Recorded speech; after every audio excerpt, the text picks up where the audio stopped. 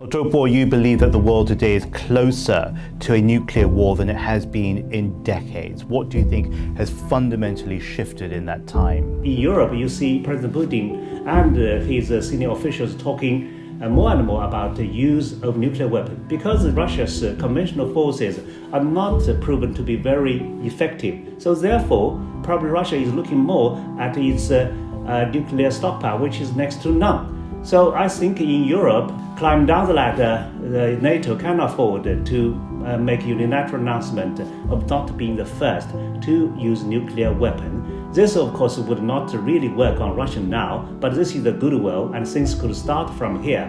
At the second step, NATO should pledge no further expansion, because if you already have 32 members, to include, for example, Finland and Sweden, why should you continue to expand? Right? If you have to expand, that tells more about your incompetence rather than strength. If you promise not to expand, then we could ask Russia to make a pledge of no first use of nuclear weapons. And finally, NATO could reduce its conventional forces in exchange of Russia reducing its nuclear stockpile. May we look back not only at the Cold War, but to one significant event in that period, which is of course the Cuban Missile Crisis, during which we saw President John F. Kennedy act with great caution to find common ground with then Soviet leader Nikita Khrushchev. Now fast forward to today and what we're seeing now, do you think the West should also find a compromise and make a deal with Vladimir Putin for the sake of people everywhere? Of course it should, because the irony is NATO definitely is popular, otherwise why countries would join NATO? But the problem is, the more popular NATO becomes, the more insecure Europe will become. Because security in Europe eventually is agreement between Russia and the rest of Europe. So unless and until Russia feels comfortable about its spheres of influence, about its security, there is no peace in Europe.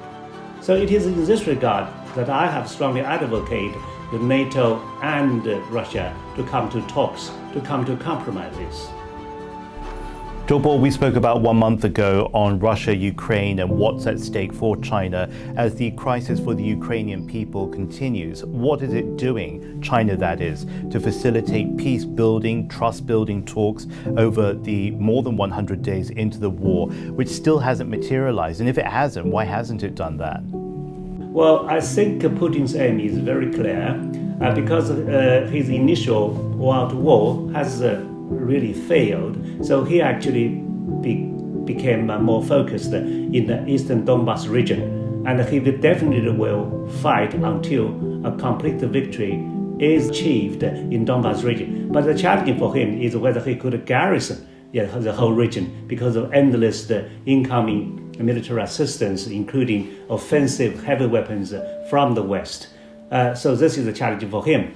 So right now it's in a stalemate. So we don't know how long it will last, but things would not last forever. For example, even the morale in the West is not as high as it was in the beginning. So how the two might just find a compromise is up to them. But we in China, of course, would wish this war coming to an end because war serves nobody's interest.